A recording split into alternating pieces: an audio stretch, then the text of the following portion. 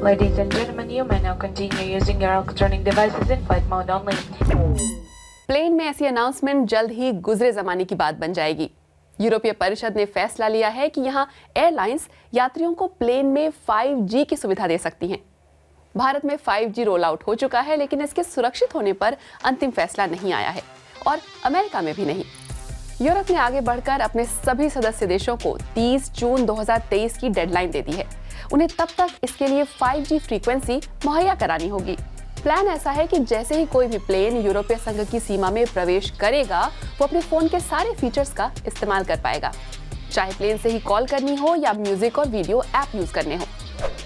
लेकिन उन बातों का क्या हुआ कि मोबाइल डिवाइसेस की फ्रीक्वेंसी प्लेन के सिस्टम से छेड़छाड़ कर सकती है? प्लेन क्रैश हो गया तो? 90 के दशक की शुरुआत से ही एयरलाइंस इस मामले में खूब सावधानी बरतती आई हैं। ये वो समय था जब लैपटॉप और मोबाइल फोन धीरे धीरे आम होने लगे थे।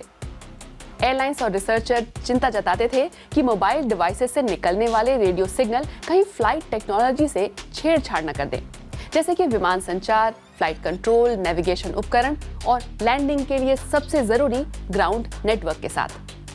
भले ही सैद्धांतिक तौर पर खास तरह के मोबाइल डिवाइसेस खतरनाक हो सकते हैं, लेकिन आज तक किसी आम डिवाइस से प्लेन बड़े खतरे में पड़ा हो, ऐसा कभी नहीं हुआ।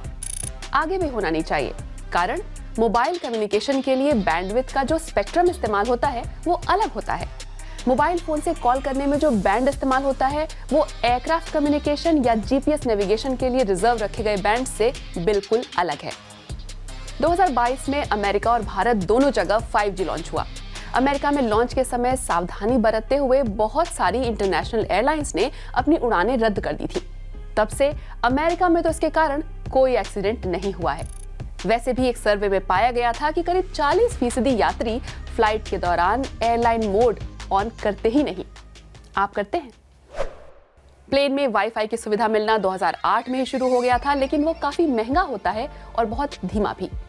अब यूरोपियन एयरलाइंस जिस स्पेशल नेटवर्क इक्विपमेंट का इस्तेमाल करेंगी, वो विमान को एक सैटेलाइट के माध्यम से धरती पर मौजूद मोबाइल नेटवर्क से जोड़ेंगे। ये कनेक्शन बहुत तेज होगा, स्पीड 100 Mbps से ऊपर होने का अंदाजा लगाया जा रहा है। लेकिन मैं अपनी बात करूं तो प्लेन में इंटरनेट ना होना मुझे इतना नहीं खलता। उल्टे मुझे तो यात्रा के दौरान धरती से कट कर बड़ा सुकून मिलता है। भीड़ में बैठकर भी एक अलग तरह का एकांत भाव। आगे चलकर बगल में बैठा इंसान चाहे तो पूरे रास्ते बातें करता रहेगा। जब प्लेन में ही एयरप्लेन मोड का काम नहीं रहेगा, तो क्या स्मार्टफोन बनाने वाली कंपनियां इस फीचर को हटा नहीं देंगी? अच्छा हो अगर ना हटाएं। रात को इस मोड को ऑन कर दें तो कोई कॉल करके आपको डिस्टर्ब नहीं कर सकता। इसके अलावा इस मोड में बैटरी भी कम खर्च होती है।